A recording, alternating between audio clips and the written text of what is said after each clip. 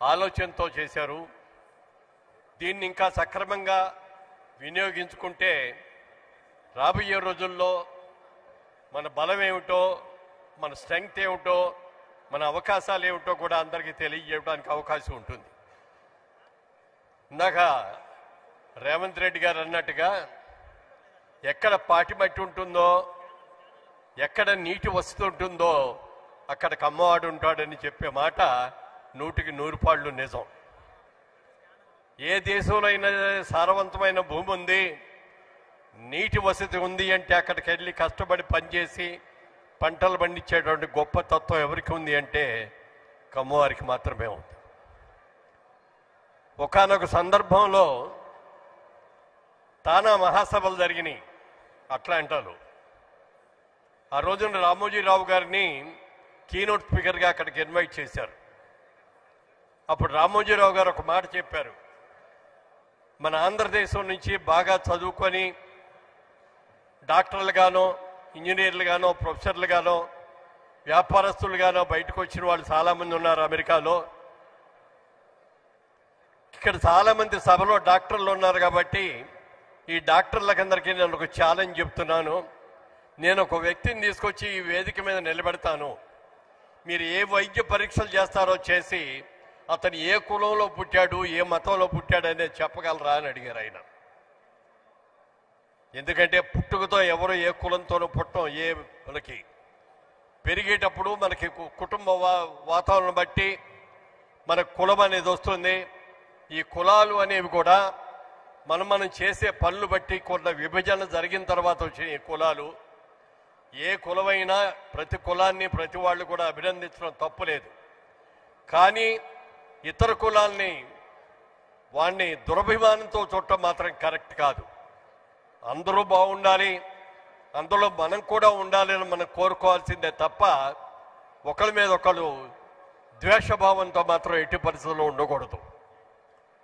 గతంగా చూసుకుంటే గత 5 సంవత్సరాలుగా ఆంధ్రప్రదేశ్ రాష్ట్రంలో ఎక్కడికి వెళ్ళినా జరిగే పరిస్థితులు మీకు అందరికి కూడా తెలుసు. ఏమేమి జరిగినాయో, ఎంతమంది ఎన్ని ఇబ్బందులు ఫేస్ చేశారో కూడా తెలుసు. పరిస్థితి ఎలా వచ్చేసిందంటే మొన్న ఎన్నికలకు ముందుకు వరకు మేము కమ్మవారం అని చెప్పుకోవడానికి కూడా భయపడాల్సి వచ్చేటువంటి పరిస్థితి వాతావరణాన్ని కల్పించారు.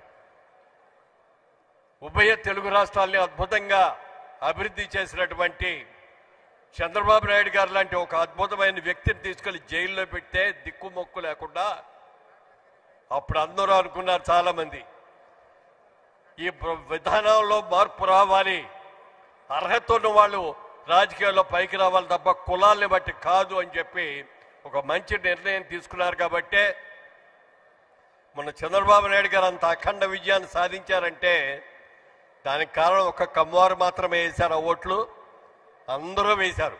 అన్ని కులాల వాళ్ళు వేశారు, అన్ని మతాల వాళ్ళు వేశారు, అన్ని అందరూ కూడా వేశారు. కాబట్టే అంత అఖండమైన విజయాన్ని సాధించాం.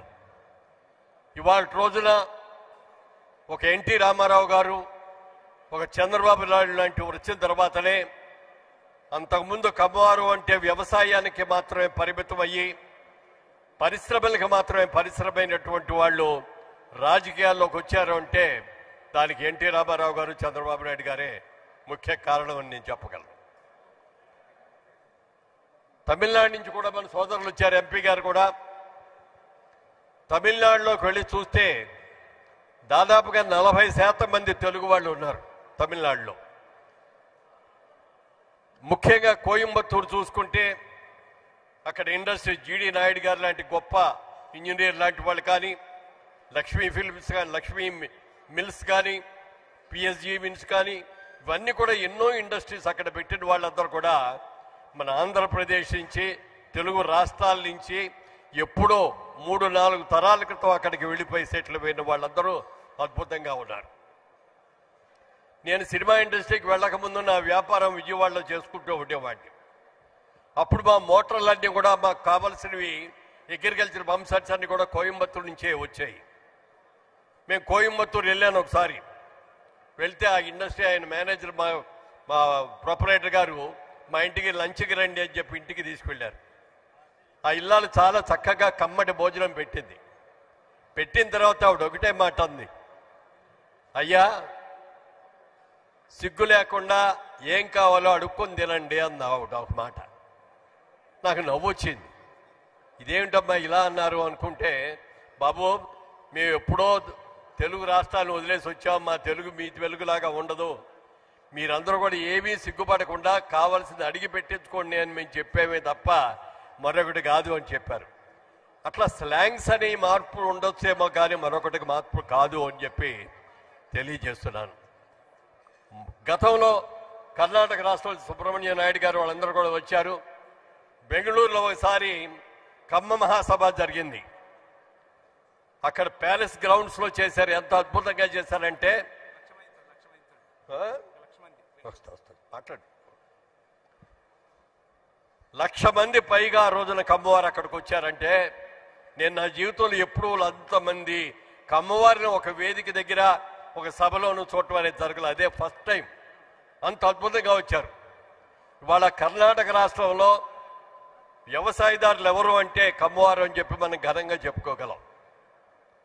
అలాంటి సభని తొందరలో మళ్ళీ కర్ణాటకలో కూడా చేయబోతున్నామండి అని చెప్పి సుబ్రహ్మణ్యం నాయుడు గారు చెప్పారు. చాలా సంతోషం అండి. ఆ సభలో తప్పకుండా వస్తాం, మేమందరూ కూడా వస్తాం, మేమందరూ కూడా చేస్తామని చెప్పి మీకు అందరికీ కూడా మాటిస్తూ, మరి కుసుమ్ గారు చేస్తున్నటువంటి ఈ కృషిని మనస్ఫూర్తిగా నేను అభినందిస్తూ, మా సహకారం ఎప్పుడు ఏది విధంగా కావాలన్నా మేము సిద్ధంగా ఉన్నామని చెప్పి రాబోయే రోజుల్లో ఈ సభల్ని ఇంకా ఇంకా ఇంకా ఘనంగా చేద్దామని మనం చేస్తూ సెలవు తీసుకున్నాం. జై హింద్. నెక్స్ట్